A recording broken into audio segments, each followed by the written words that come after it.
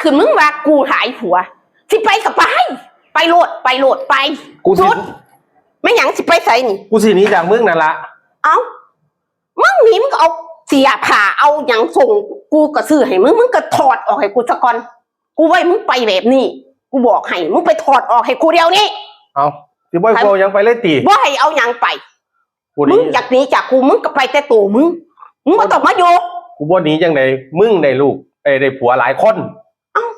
กูนี่เป็นคนที่เท่าไหร่ที่3มึงโหได้หลายเลยกูบ่ได้อึดเดี๋ยวผู้ชายกูขาดบอกนี่กูก็เอาบอกใหม่เรื่องหยังป้ามึงฆ่าผู้ชายตัวนี้ก็ฆ่าผู้ชายแล้วกูเป็นคนจังซี่กูบ่ได้เว้าผู้ใดฟังเด้กูสิมาเว้ามึงฟังมึงก็สิเอากูติกูไปไทบ้านไหนเขาก็เว้ามูกูเว้าแตกส่วนว่ามึงนี่ได้ผัวหลายคนฆ่าผู้ชายอีกต่างหากกูก็ฆ่าอยู่แล้วแต่จีเฮ้ยฆ่าเจ้าก็เป็นเงินผู้ใดข่อยมาหยุดอยู่กับเจ้านี่ฮะหยุดกูก็จะอายคนตัวกูมาอายเฮ็ดหยังบ่อายจังได๋กูเป็นคนที่เท่าไหร่มึงว่าก็เป็นคนที่4ที่5กูกินน้ำใต้ศอกเขาดิมึงฮู้บ่น้ำใต้ศอกตัวมันเสพแม่โอ้กูว่ากินแล้วเจ้าก็เลยโอ๊ยขึ้นมาเว้ามึงไปถอดเสียผ้าให้กูเดียวนี่มึงจะมาหลอกกูเว้านะมึงอยู่นี่ไปถอดเสียผ้าให้กูกระเป๋ากูก็บ่ให้เอาไปมึงย่างตะโตมึงออกไปจากเฮ็ดลูกก็บ่เป็นลูกกูก็บ่เป็นลูกมึงแล้วก็มีแต่ลูกมึงตั้งว่าหลายคน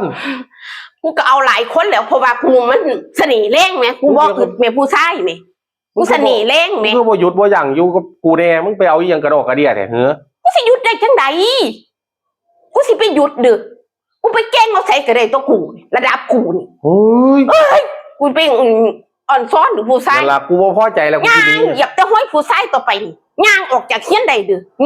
หยียบแต่ห้อยผู้ชายกูเอาเด็กหน่อยก็ได้มึงไปโลดมึงไปกูสิเอาเด็กหน่อยจ้างมึงก็บ่ได้ดอกเอ้ยกูไปอึดดึกกูไปแกล้งเอาใส่ก็ได้ตัวกระโปรงกูมีมึงสะลูๆมึงเนี่ยมันสิได้จังได๋